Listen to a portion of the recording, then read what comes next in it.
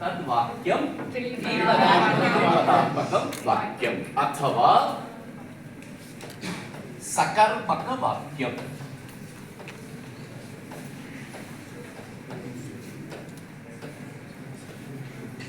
किमिति सकर्मक वाक्यम्।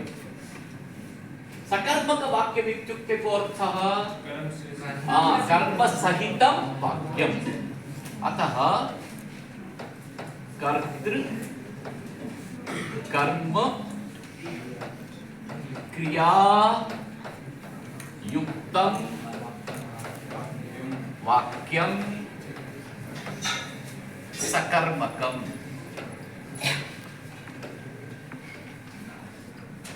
किं लिखितं? कर्तृ कर्म क्रिया युक्तं वाक्यं सकर्मकम्। उसी को हम त्रिपदात्मक बोल सकते हैं, नहीं तो सकर्मक वाक्य बोल सकते हैं। ठीक है। अत्र कर्ता क्रिया आसीत् रामः पठति। रामः किं पठति? प्रश्न पूछे। राम पढ़ता है। राम क्या पढ़ता है? बहुत उत्तर आ जाएगा। वो जो पढ़ता है उसके बारे में हम बोलेंगे। क्या क्या है? उदाहरण बोलिए। रामः पुस्तकं पठति। रामः पुस्तकं पठति।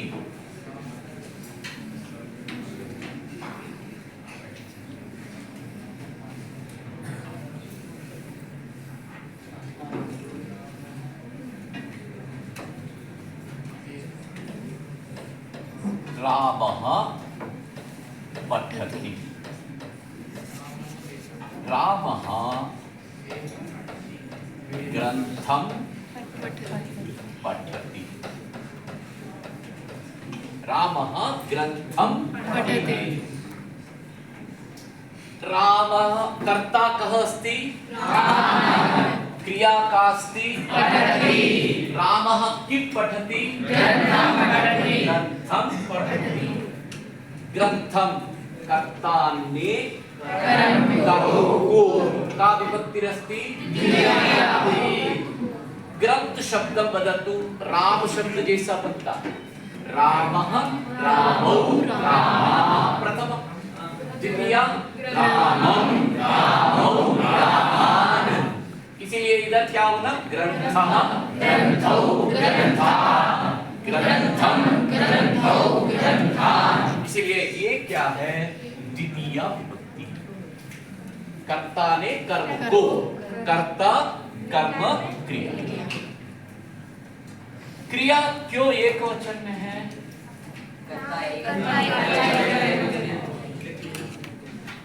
क्रिया क्यों एक वचन में है? कर्ता एक वचन।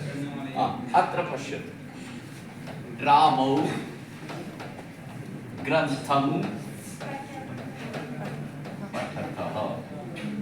रामाः ग्रंथं पठन्ति। स्पष्टं? रामः इति कर्ता जब तक एकवचन में है तब तक क्रिया भी एकवचन में। अगर कर्ता द्विवचन में हो गया तो क्रिया बहुवचन में हो गया तो क्रिया। अब समझ में आ गया? अब ये प्रथमा विभक्ति पूरा आगे लेकर रामः रामौ रामाः। अब ग्रंथम ग्रंथम ग्रंथम एकवचन ही है। हो सकता है दो ग्रंथ पढ़े, हो सकता है अनेक ग्रंथों को पढ़ सकता है। नहीं पढ़ सकता है? पढ़ सकता है।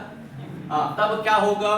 तब भी ये एक वचन में ही, द्विवचन में, बहुवचन में इसके साथ ही रहे, कर्ता के अनुसार। ग्रंथम ग्रंथौ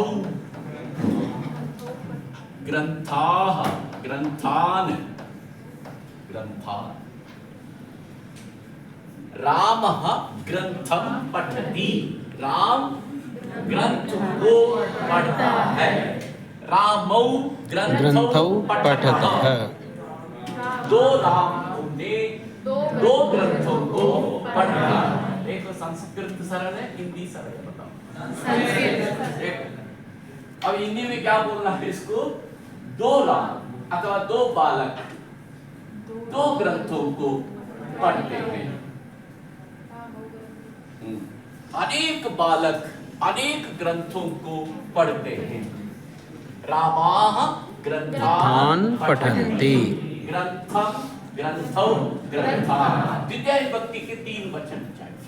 ठीक है, एक वचन भी हो सकता है, द्विवचन हो सकता है, बहुवचन हो सकता है, लेकिन इसका असर क्रिया पर नहीं पड़ेगा। किसका असर पड़ता है? कर्ता का ही असर पड़ेगा। कर्ता एक वचन में हो तो क्रिया भी एक वचन में हो। अब एक और उदाहरण देख लेते हैं, तब आपको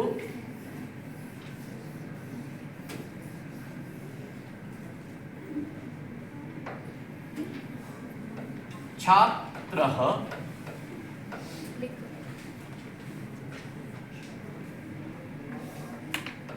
पुष्पं पश्यति।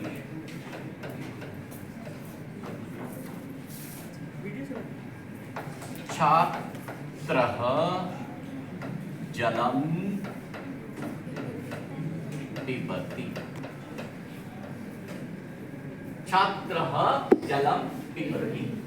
पश्यतु इदानीं छात्रः एकवचनं, पिबति एकवचनं, जलम् एकवचनं। कर्ता कर्म क्रिया। इदानीं एकस्य जलं पिबति, एतद् जलं जले जलानि रूपाणि सन्ति, परन्तु जलानि पिबति इति न वदामः। जलं पिबति। अतः एकवचने तस्य कर्मरूपेण प्रयोगः भवति। छात्रौ छात्राः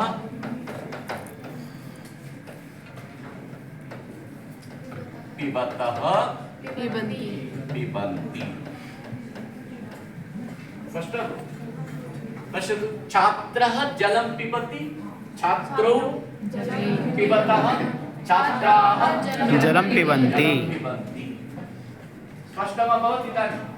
कर्ता एकवचने क्रिया एकवचनं, द्विवचने द्विवचनं, बहुवचने बहुवचनं। कर्म एकवचने आवश्यकम्, अनिवार्यम्। एकवचनं तो अनिवार्य अस्ति। एकवचन में तो होना ही चाहिए, नहीं तो कर्म कैसे होगा? इसीलिए, लेकिन उसमें दो द्विवचन भी हो सकता है, बहुवचन भी हो सकता है। इसीलिए द्वितीय विभक्ति रूप हमें याद है। फलं फले फलानि, जलं जले जलानि, वनं वने वनानि। अत्र अब इसको ये बिठा देंगे हम, ये भी बिठा देंगे।